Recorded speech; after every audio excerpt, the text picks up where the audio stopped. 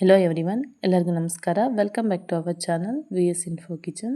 ಇವತ್ತು ಕ್ರಿಸ್ಪಿ ಆಗಿರೋಂತಹ ಸ್ವೀಟ್ ಶಂಕರಪೋಳಿ ರೆಸಿಪಿನ ಶೇರ್ ಮಾಡ್ತಿದ್ದೀನಿ. ತುಂಬ ಈಸಿಯಾಗಿ ಮಾಡ್ಕೋಬೋದು. ಮಕ್ಕಳಿಗೆ ಈವ್ನಿಂಗ್ ಸ್ನ್ಯಾಕ್ಸ್ ಆಗಿ ಈ ಶಂಕರಪೋಳಿನ ಕೊಡ್ಬೋದು. ಇವನ್ನ ಒಂದು 15 ಡೇಸ್ವರೆಗೂ ಫ್ರೆಶ್ ಆಗಿ ಸ್ಟೋರ್ ಮಾಡಿ ಇಟ್ಕೋಬೋದು. ಬನ್ನಿ ರೆಸಿಪಿನ ಶುರು ಮಾಡೋಣ.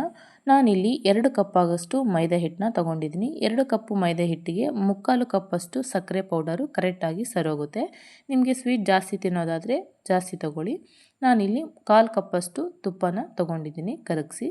ಈಗ ಒಂದು ಬೌಲ್ ತೊಗೊಂಡಿರೋ ಅಂತಹ ಮೈದಾ ಹಿಟ್ಟನ್ನ ಅದರಲ್ಲಿ ಹಾಕ್ಕೊಳ್ಳಿ. ನೀವು ಮೈದಾ ಹಿಟ್ಟು ಬದಲಾಗಿ ಗೋಧಿ ಹಿಟ್ಟನ್ನ ಕೂಡ ಬಳಸ್ಬೋದು.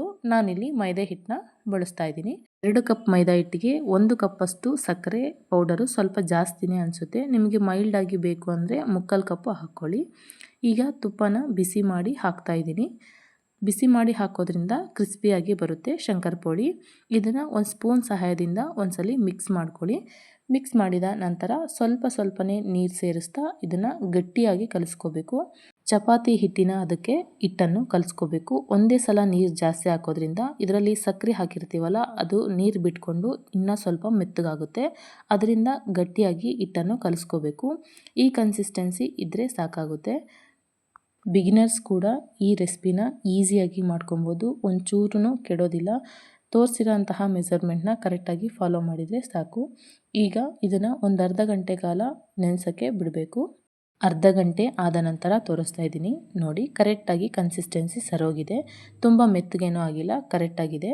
ಈಗ ಇದನ್ನು ಲಟ್ಟಿಸ್ಕೊಳ್ಳೋಣ. ನಿಮಗೆ ಬೇಕು ಅಂದರೆ 2 ಪಾರ್ಟಾಗಿ ಡಿವೈಡ್ ಮಾಡ್ಕೊಳ್ಳಿ, ಇಲ್ಲಾಂದರೆ ಎಲ್ಲವನ್ನು ಒಂದೇ ಸರಿ ಲಟ್ಟಿಸ್ಕೋಬೋದು.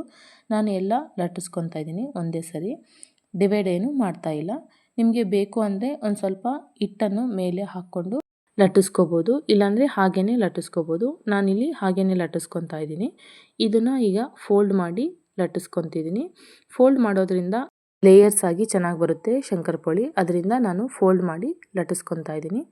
ನೀವು ಎಲ್ಲಾದರೂ ಟೂರ್ ಹೋಗ್ಬೇಕಾದ್ರೆ, ಇಲ್ಲಾಂದರೆ ಫ್ರೆಂಡ್ಸ್ ಮನೆಗೆ, ರಿಲೇಟಿವ್ಸ್ ಮನೆಗೆ ಹೋಗ್ಬೇಕಾದ್ರೆ ಏನಾದರೂ ಸ್ವೀಟ್ ರೆಸಿಪಿನ ಮಾಡ್ಕೊಂಡು ಹೋಗ್ಬೇಕು ಅಂದರೆ ಈ ಶಂಕರಪೋಳಿ ರೆಸಿಪಿನ ಮಾಡ್ಕೊಂಡು ಹೋಗ್ಬೋದು. ತುಂಬ ಈಸಿಯಾಗಿ ಕ್ವಿಕ್ಕಾಗಿ ಆಗುತ್ತೆ.